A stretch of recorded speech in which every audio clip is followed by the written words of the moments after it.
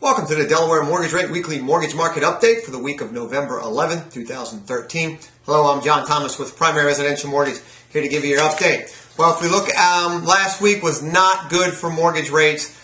Right at the end of the week, mortgage bonds did sell off after the October jobs report came out Friday morning. If you look at the bond chart on the screen, you can see that big red candle down on Friday, 93 basis points we lost. Mortgage rates did surge higher after that sell-off, broke through support right there at the 200-day moving average and just dropped like a rock. Hopefully you took our lock recommendation last week and locked in your rate. If you did not and you're still floating, we're going to recommend to cautiously float your rate to start the week. So float your Delaware mortgage rate to start the week, but be on guard. If the selling continues in the bond when we open up on Tuesday, because Monday is Veterans Day, we open up on Tuesday, if it continues to sell off, we will quickly switch to a locking stance. Now, if we dig into that October's jobs report for 2013, it showed we were expecting 100,000 jobs to be created for October. Was not, looking for a good report, but the numbers just blew it away. 204,000 jobs created for October 2013, and they revised August and September's numbers higher by 60,000 jobs.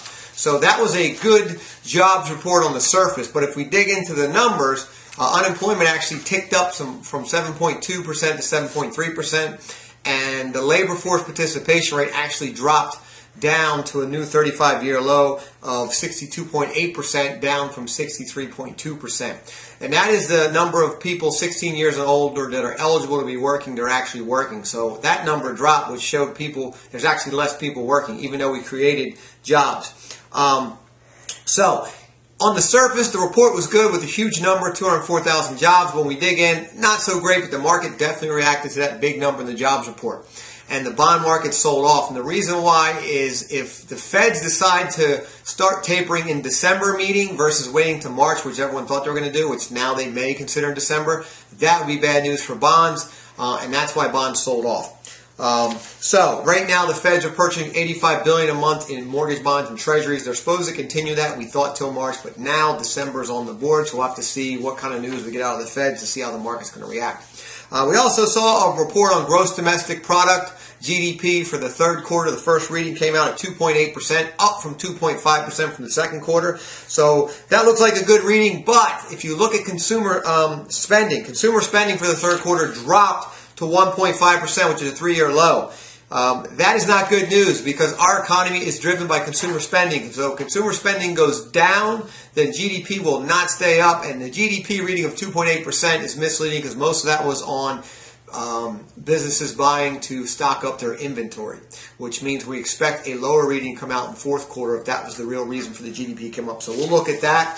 If you look at the chart on the screen, you can see GDP versus consumer spending. So even though the GDP is going up, consumer spending has been going down. And as we said, the GDP is probably from inventory stocking. So once that's done, we'll see the GDP come back down as consumer spending goes down.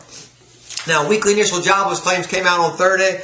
Came out 336,000 jobless claims, right where expected, but that's still not a great number as we're in the mid-threes where we were actually trending lower and broke down into the high twos. We're now back up into the high threes for jobless claims every week. So we need to get that number back below 300,000. In housing news, CoreLogic Home Price Index for September 2013 showed home prices rose by 12% year over year from September 2012. This is higher than the 11.7% reading from August to August of 2013. So it marks the 19th consecutive month of year-over-year price appreciation. So housing is doing great. Home prices are going up, so still a great time to buy a home. In the local news, the next free first-time homebuyer program, that is Saturday, November 16th at the Christiana Hilton Hotel in Newark, Delaware from 10 a.m. to noon.